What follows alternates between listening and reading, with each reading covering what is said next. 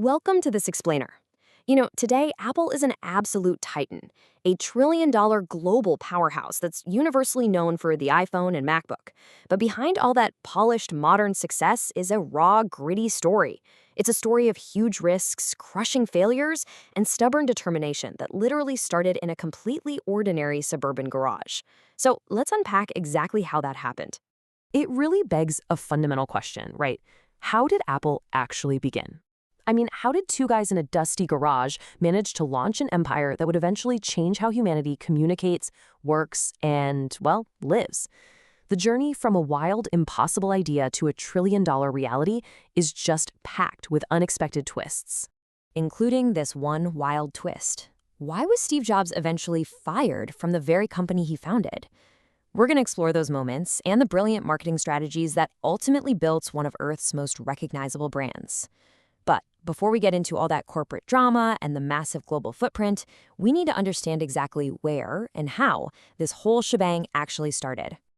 Okay, let's dive into this. The contrast here is just staggering. On one hand, we're talking about a modern entity worth trillions of dollars that practically defines modern culture.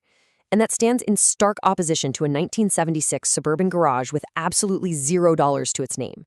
It really proves that every giant leap starts with a very small and frankly very fragile step. Chapter 1: The Visionaries. So on April 1st, 1976, Apple Computer was officially formed by an incredibly unlikely trio. First, you had Steve Jobs. He was the visionary who firmly believed computers shouldn't just be locked away in large companies and universities. He actually wanted ordinary people to have them right in their homes. Then you had Steve Wozniak, the brilliant electronics engineer who was really just driven by a pure love for building and tinkering. And finally, someone often forgotten by history, Ronald Wayne, the third co-founder, who was right there at the very inception. Together, they brought together this perfect mix of engineering genius and visionary ambition. Chapter 2, starting with almost nothing. Now, what's really interesting about this slide is the sheer level of personal sacrifice they went through just to raise their initial startup cash. It was extreme. Steve Jobs literally sold his primary mode of transportation, his Volkswagen van. Meanwhile, Steve Wozniak sold his absolute prized possession, his scientific calculator. Now you have to remember, in 1976, that was a highly advanced and really expensive piece of technology. These quirky, extreme sacrifices proved just how much they believed in what they were building. So with that scraped together cash, they got right to work. Their very first computer was built entirely by hand, component by painstaking component, right inside the Jobs family garage.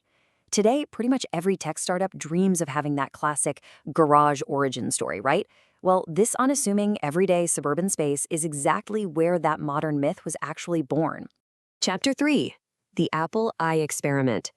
Their very first product was the Apple I. Now, by today's standards, calling it a computer is honestly a bit of a stretch, mostly because it wasn't a complete unit right out of the box. Customers actually had to go and add their own keyboard, their own monitor, and even their own power supply just to make the thing work.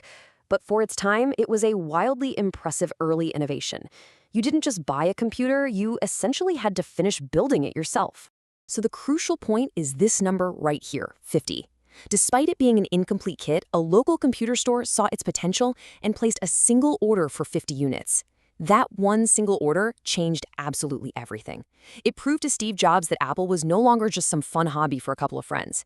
No, it was a real, viable business with actual paying customers. Chapter 4: Apple II changes everything. Let's move to and see how this builds, because their speed of execution was just staggering. Look at this timeline. They founded Apple in April 1976.